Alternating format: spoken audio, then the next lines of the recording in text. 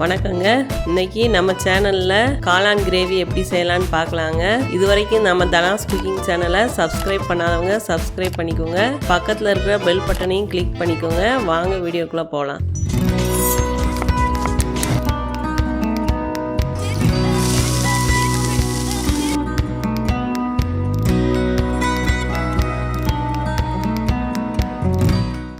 இப்போ காளான் கிரேவி செய்ய தேவையான பொருட்கள்லாம் பார்த்துக்கலாங்க. பெரிய வெங்காயம் ஒரு கைப்பிடி அளவு, தக்காளி 3, மல்லித்தலை புதினாத்தலை சிறிதளவு, கரம் மசாலா 1 ஸ்பூன், மஞ்சத்தூள் 1/4 டீஸ்பூன், மிளகாய்த்தூள் 1/2 டீஸ்பூன், மல்லித்தூள் 2 டீஸ்பூன், இஞ்சி பூண்டு விழுது சிறிதளவு, காளான் ஒரு பாக்கெட் எடுத்துருக்கேங்க. இப்போ எப்படி காளான் கிரேவி செய்யலான்னு பார்க்கலாங்க. இப்போ காளான் கிரேவி செய்கிறதுக்கு நம்ம எல்லாத்தையும் வதக்கி அரைச்சி தான் செய்ய போகிறோம். இப்போ வாங்க எல்லாத்தையும் வதக்கிடலாம். இப்போ அடுப்பில் ஒரு வடைச்சட்டி வச்சுருக்கோம். தட்டி சூடு ஏறிடுச்சு. கொஞ்சம் எண்ணெய் ஊற்றிக்கலாம். இப்போ நறுக்கி வச்ச வெங்காயத்தை போட்டுக்கலாம். நல்லா வதக்கி விட்டுக்கலாம். வெங்காயம் ரொம்ப வதங்கணும்னு இல்லை, இது அரைக்கிறது தான். கண்ணாடி பதம் வர வரைக்கும் வதக்கிடலாம் வெங்காயத்தை.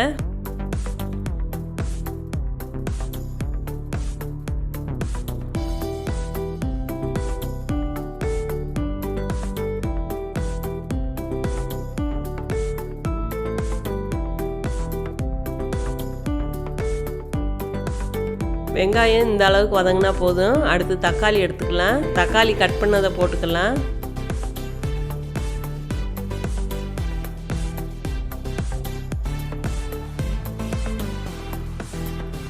ரெண்டும் வதங்குறதுக்கு கொஞ்சம் உப்பு சேர்த்துக்கலாம். நல்லா வதக்கி விட்டுக்கலாம்.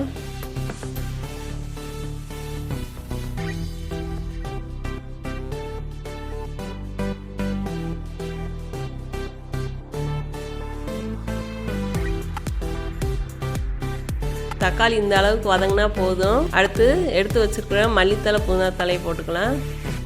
நல்லா வதக்கி விட்டுக்கலாம்.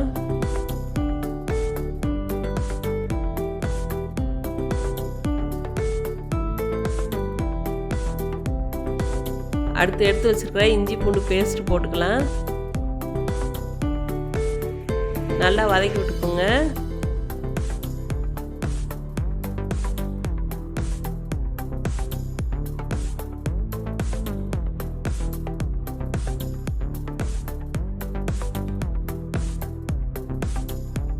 இப்போ ஓரளவுக்கு இஞ்சி பூண்டெல்லாம் வதங்கிடுச்சு. அடுத்து மசாலாலாம் சேர்த்துக்கலாம். மஞ்சத்தூள், கரம் மசாலா பொடி, மல்லித்தூள், காரத்துக்கு தகுந்த மாதிரி மிளகாய்த்தூள் போட்டு நல்லா வதக்கி விட்டுக்கோங்க. ரொம்ப நேரம் வதங்கக்கூடாது, மசாலா கரிகிறோம். அதனால பார்த்து வதக்கிக்கோங்க.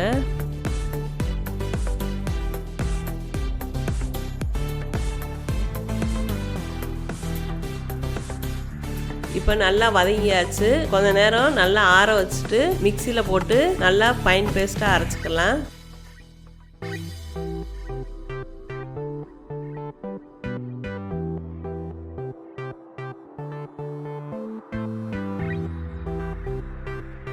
வாங்க அரைச்சிட்டு காமிக்கிறேன்.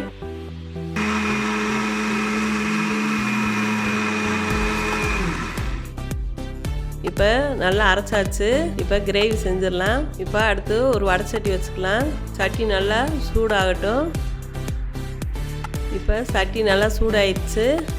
தாளிக்கிறதுக்கு எண்ணெய் ஊற்றிக்கிடுவோம்.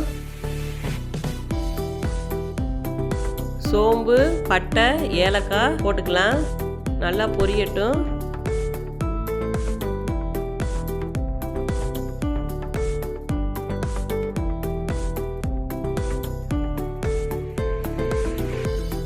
அடுத்து கருவேப்பிலை சேர்த்துக்கலாம்.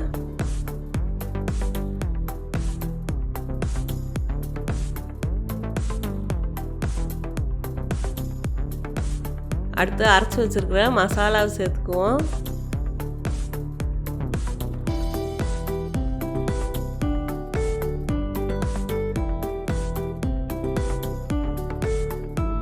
இப்போ நல்லா கலக்கி விட்டுக்கோங்க.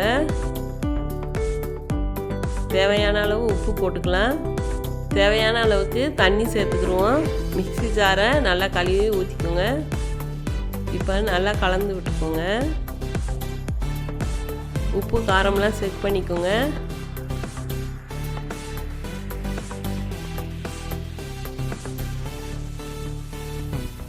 இப்போ ஒரு மூடி போட்டு மூடி வச்சுருவோம். ஒரு கொதி வரவும் நம்ம எடுத்து வச்சிருக்கிற காளானை சேர்த்துக்கலாம். இப்போ அடுத்து ஒரு மிக்ஸி ஜாரில் தேங்காவும் முந்திரி மட்டும் அரைச்சிக்கிடுவோம்.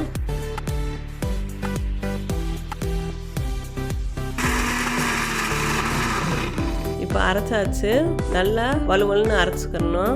இதை கடைசியாக ஊற்றிக்கலாம். அப்போதான் குழம்பு நல்லா கெட்டியாக இருக்கும். இப்போ குழம்பு நல்லா கொதிச்சு வருது. இப்போ காளானை சேர்த்துக்கிடுவோம். ஒரு பாக்கெட் காளானை நல்லா சுத்தம் பண்ணி வச்சுருக்கேன். அதை நீல வாக்கில் 4 கட் பண்ணி வச்சுருக்கேங்க. ரொம்ப சின்னதாக கட் பண்ணாலும் சுருங்கி போயிடும். அதனால் கொஞ்சம் பெருசாகவே கட் பண்ணி வச்சுக்கோங்க. இப்போ நல்லா கலந்து விட்டுக்கோங்க. கொஞ்சம் நேரம் காளான் வேகட்டும். காளான் வேகிறதுக்கு ரொம்ப நேரம் டைம் எடுக்காது, சீக்கிரமே வெந்துருங்க. இப்போ மூடி போட்டு மூடி வச்சுக்குவோம். இப்போ காளான் நல்லா வெந்து வந்துருச்சுங்க. இப்போ அடுத்து தேங்காய் முந்திரி போட்டு அரைச்சி வச்சுருக்கிற பேஸ்ட்டை ஊற்றிக்கலாம். நல்லா கலந்து விட்டுக்கோங்க. இப்போ 10 நிமிஷம் கொதிக்க வச்சா போதுங்க, குழம்பு ரெடி ஆயிரும். இப்போ மூடி போட்டு மூடி வச்சிடலாம். இப்போ குழம்பு ரெடி ஆயிடுச்சுங்க.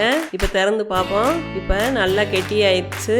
இப்போ கடைசியாக மல்லித்தழை தூவி இறக்கிடலாங்க. இந்த கிரேவி பூரி, சப்பாத்தி, சாப்பாடு எல்லாத்துக்கும் நல்லா இருக்குங்க. இந்த காளான் கிரேவி பிடிச்சிருந்துச்சுன்னா நீங்களும் உங்கள் வீட்டில் செஞ்சு பாருங்கள். செஞ்சு பார்த்துட்டு கமெண்டில் சொல்லுங்கள். இந்த வீடியோ பிடிச்சிருந்துச்சுன்னா லைக் பண்ணுங்கள், ஷேர் பண்ணுங்கள், மறக்காமல் சப்ஸ்கிரைப் பண்ணிக்கோங்க. வாழ்க வளமுடன்.